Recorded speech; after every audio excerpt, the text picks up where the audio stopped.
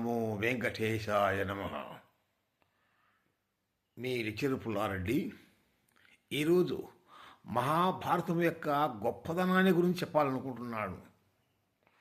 మహాభారతము గొప్ప కావ్యము, ఇతిహాసము కూడా. అయితే ఆ కావ్యము దాదాపు పుట్టి 5,000 సంవత్సరాలు అవుతుంది. అయినా ఇప్పటికి కూడా అందులోని పాత్రలు ఈనాటి సమాజంలో ఉన్నటువంటి యొక్క పాత్రలే మనకు కనిపిస్తున్నాయి. అందుకే అంత గొప్ప గ్రంథం అది, గొప్ప కావ్యం అది, గొప్ప ఇతిహాసం అది. ఆ యొక్క గ్రంథాన్ని, ఆ కావ్యాన్ని మనం గురించి ఇప్పుడు విషయాలు తెలుసుకున్నాం.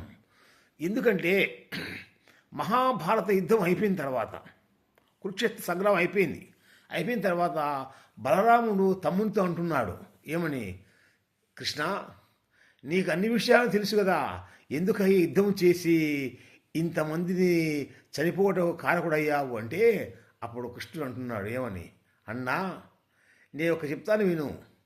ఏమిటంటే మహాభారతము ప్రజలకు ఒక మంచి గుర్తింపుగా ఉండాలి అన్నాడు. ఏమిటంటే దుర్యోధనుని వరి అహంకారంతో ఉండకూడదు, అలా ఉంటే నాశనం అవుతాడు.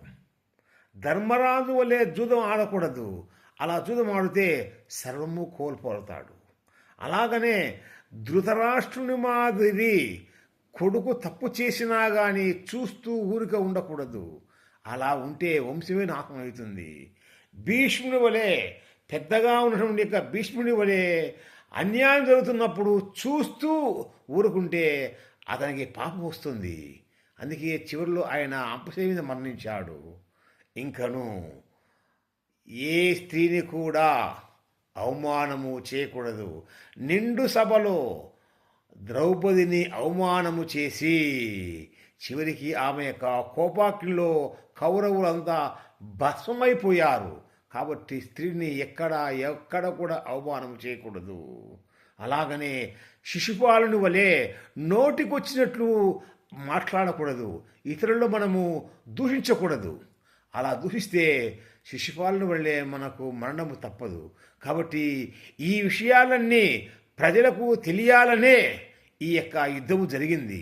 కాబట్టి ప్రజలు ఇలాంటి యొక్క విషయాలు తెలుసుకొని మంచి మార్గంలో పయనించాలని నేను కోరుకుంటున్నాను అని శ్రీకృష్ణుడు బలరామునితో పలికెను. చూడండి ఎన్ని విషయాలు ఉన్నాయో, ఎన్ని పాత్రలు ఉన్నాయో ఇప్పుడు ఈ మహాభారతంలో. అంతటి యొక్క గొప్ప కావ్యము ఈ మహాభారతము. దానిలోనే భగవద్గీత అనే ఒక మంచి శ్లోకాలు పుట్టాయి. ఆ భగవద్గీత శ్లోకంలో శ్రీకృష్ణుడు అర్జునునికి గీతోపదేశం చేశాడు. అదే మనకు కావాల్సింది. ఆ గీతోపదేశం సారాంశం మనం తెలుసుకుంటే మన జీవితము ధన్యము. జై శ్రీకృష్ణ. హరే రామ హరే కృష్ణ, కృష్ణ కృష్ణ హరే హరే.